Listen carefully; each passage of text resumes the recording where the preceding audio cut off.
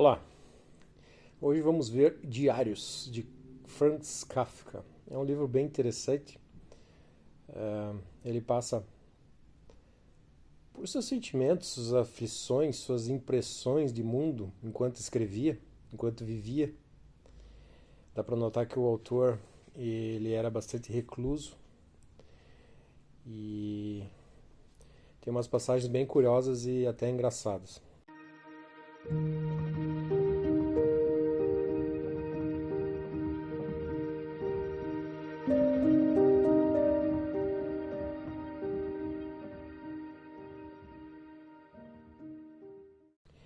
Ainda que eu seja bem baixo e meio gordinho, agrado a muita gente, inclusive as moças. Nada a dizer a esse respeito. Ainda há pouco tempo uma delas me disse algo bastante sensato. Ah, se alguma vez eu pudesse vê-lo nu, o senhor haveria de ser bem bonito, digno de um beijo, disse ela. Se contudo me faltassem aqui o lábio superior, ali a concha da orelha, a colar uma costela, um dedo, tivesse eu pontos de calvície na cabeça e o rosto marcado pela varíola, nada disso se equipararia suficientemente à minha imperfeição interior. Essa minha imperfeição não é congênita, o que a torna tanto mais dolorosa de carregar. Sim, porque como todo mundo, também eu tenho, já de nascença, meu centro de gravidade em mim mesmo, o que nem a educação mais desatinada foi capaz de deslocar. Conservo ainda esse belo centro de gravidade, mas, de certa maneira, não mais o corpo que lhe corresponde. E um centro de gravidade sem função a cumprir transforma-se em chumbo alojado no corpo feito bala de espingarda. Tampouco sou merecedor dessa minha imperfeição, de cujo surgimento padeci sem culpa. Por isso não consigo sentir arrependimento nenhum, por mais que o procure. O arrependimento seria, com efeito, uma coisa boa para mim, porque ele se esvai em suas próprias lágrimas, chama de lado a dor e sozinho resolve todos os seus assuntos, como uma questão de honra. Enquanto ele nos alivia, permanecemos eretos. Como disse, minha imperfeição não é congênita nem merecida.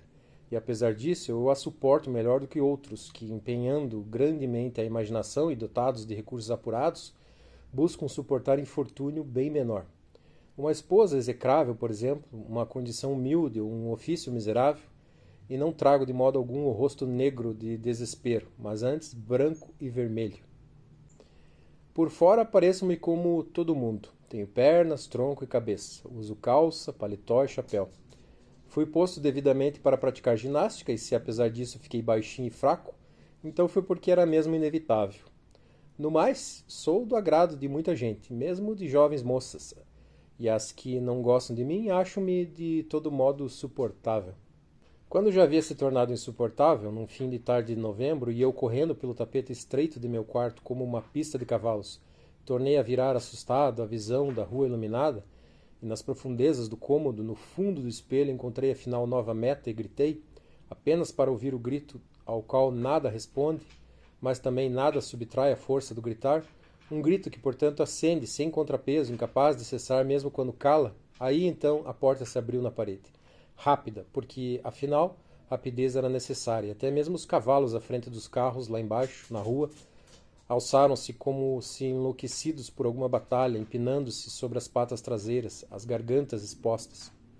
Sob a forma de um fantasminha, uma criança surgiu no corredor escuro, onde a lâmpada ainda não ardia, e qual uma bailarina, deteve-se na ponta dos pés sobre uma tábua do assoalho, que oscilava imperceptivelmente. Ofuscada de pronto pela luz crepuscular do quarto, ela fez menção de esconder o rosto com as mãos, mas de súbito aquietou-se no olhar para a janela, diante de cuja cruz o vapor alçado da iluminação da rua. Lá embaixo, por fim, se detinha sob a escuridão. Com o cotovelo direito encostado na parede, mantinha-se ereta diante da porta aberta, deixando entrar a corrente de ar que, vinda de fora, roçava-lhe as articulações dos pés, o pescoço e as têmporas. Contemplei-a por algum momento, disse boa tarde, e fui apanhar meu casaco na grade da estufa, porque não queria ficar ali, seminu. Por um instantezinho mantive a boca aberta para deixar sair por ela a minha agitação. Tinha uma saliva ruim na boca, meus cílios tremiam no rosto, e do lado esquerdo da testa senti uma tensão, como se de um tiro em dolor de espingarda. Em suma, aquela visita era só o que me faltava, embora eu já a esperasse.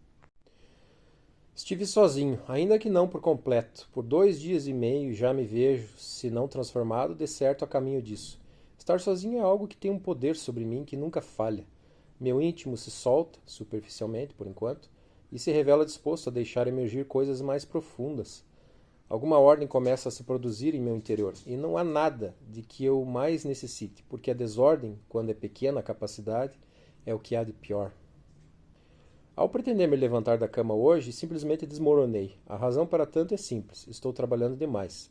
Não no escritório, sim em minhas outras ocupações. O escritório só contribui aí com uma parcela inocente, já que, se não tivesse de ir até lá, eu poderia viver sossegadamente para o meu trabalho e não teria de passar todo dia 6 horas ali. Um tempo que, sobretudo na sexta e no sábado, estando eu atarantado com minhas coisas, me atormentou de uma maneira que o senhor nem poderia imaginar. De resto, bem sei, isso tudo é conversa. O culpado sou eu mesmo. O escritório faz-me exigências as mais claras e legítimas. Só que, justamente para mim, essa é uma vida dupla terrível, da qual é provável que só a loucura ofereça saída. Escrevi isto à bela luz da manhã, e certamente não o escreveria se não fosse tão verdadeiro e se não estimasse o senhor como um filho. No mais, amanhã, por certo, terei me restabelecido e estarei de volta no escritório, onde a primeira coisa que vou ouvir é que o senhor me quer longe de seu departamento. Eu duvido que ele tenha mandado essa carta para o chefe, mas ele escreveu.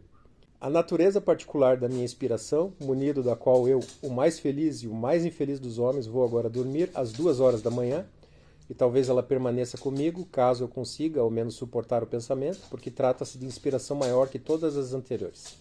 Está em que posso tudo e não me refiro apenas a um trabalho específico. Quando escrevo uma frase ou acaso, como ele olhou pela janela, ela já está pronta e acabada.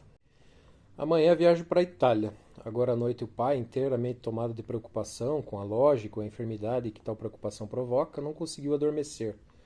Um pano úmido sobre o coração, ânsia de vômito, falta de ar, o caminhar suspirante para um lado e outro. Em seu medo, a mãe encontra novo consolo. Ele sempre foi tão enérgico, diz ela, sempre superou todas as dificuldades, e agora? Digo que o sofrimento com a loja deve durar no máximo mais uns 3 meses e que depois tudo há de melhorar.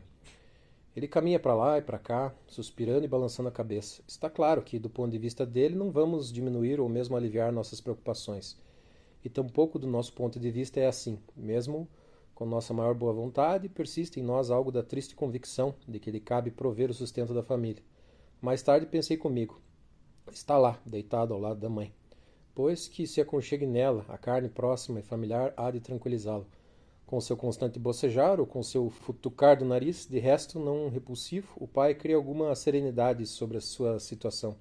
Tão pequena que mal alcança a consciência, embora, de modo geral, ele não faça nada disso quando está bem. Amanhã parto para Berlim. A coesão que sinto em mim é nervosismo ou é de fato confiável? O que seria? É correto que, uma vez adquirido o conhecimento da escrita, nada malogra, nada sucumbe, ainda que raras vezes alcance patamar particularmente elevado? Seria a proximidade do casamento com Felice estranho, estado, ainda que não de todo estranho à minha memória.